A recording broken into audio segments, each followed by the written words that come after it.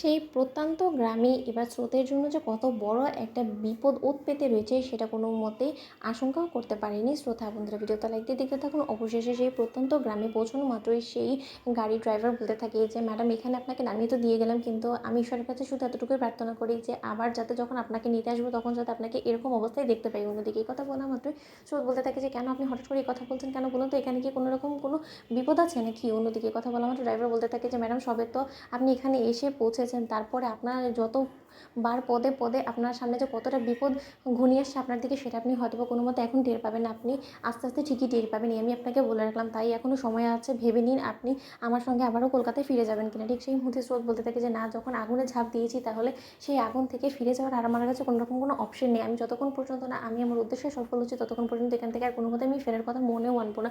যা বিপদ হওয়ার হোক, আমি সকল বিপদের মোকাবেলা করার জন্য প্রস্তুত আছি। অন্যদিকে এই কথা বলা মাত্রই যখন ড্রাইভার বলতে থাকে যে ঠিক আছে, এখান থেকে সোজা পথ ধরে আপনি বরঞ্চ গ্রামের দিকে এগোন, এখানে গহীন জঙ্গল পাবেন, সেই জঙ্গলটা পেরোনো মাত্রই আপনি সেই গ্রামে অব্দি পৌঁছে যেতে পারবেন।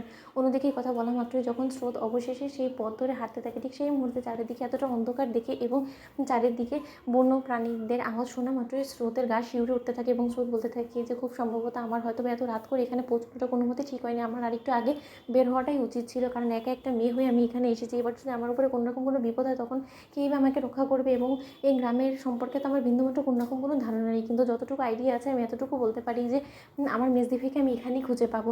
অন্যদিকে কথা বলা মাত্রই কিছুটা দূর এগোনো মাত্রই যখন হঠাৎ করেই কিছুটা বখাটে ছেলেদেরকে দেখা মাত্রই স্রোত ওদেরকে চিনতে না পেরে এক পর্যায়ে যখন ওদের কাছে গিয়ে বলতে থাকে যে আচ্ছা দাদা, এই গ্রামের ওদের পথটা কোথায় বলুন তো, আমি কোথাও না গ্রামটা খুঁজে পাচ্ছি না, আমি আসলে এই গ্রাম সম্পর্কে আমার সেরকম কোনো ধারণা নেই।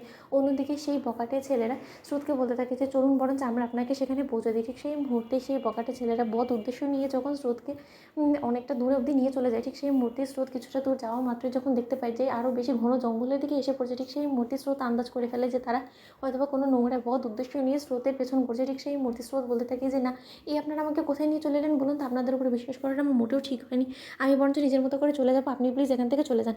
ঠিক সেই মুহূর্তে বখাটে ছেলেরা স্রোতকে ঘিরে ফেলে এবং স্রোত বলতে থাকে যে কী ব্যাপার, আপনারা আমাকে যেতে দিচ্ছেন না কেন বলুন তো, আপনারা এরকম করে আমাকে ঘিরে ফেললেন কেন?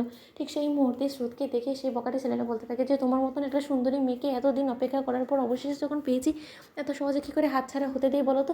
তোমাকে দেখে তো আমাদের আর তর্স হয়েছে না, এবং আমাদের মনে হচ্ছে যে তোমাকে এক্ষুনি জাপটে ধরে আমরা জড়িয়ে আদর করি। অন্যদিকে এই কথা বলার মতো স্রোত বলতে থাকে যে ছি, আপনাদের লজ্জা করেন, আপনারা কী সব উল্টোপাল্টা কথা বলছেন বলুন তো, আপনারা এরকম অসভ্যতাম একদম করার চেষ্টা করবেন না, তাহলে কিন্তু আমি চুপ করে বসে থাকবো না, আমি বলে রাখলাম, আমি কিন্তু আবার চিৎকার চেঁচামেচি করবো, আমাকে ভালো বলে যেতে দিন। অন্যদিকে সেই বখাটে ছেলেরা বলতে থাকে যে যতই চিৎকার করো না কেন সুন্দরী, যেখানে নিয়ে এসেছি এখান থেকে আর তোমার ফেরা হবে না। তো বন্ধুরা লাইক, কমেন্ট, শেয়ার ও সাবস্ক্রাইব করতে ভুলো না।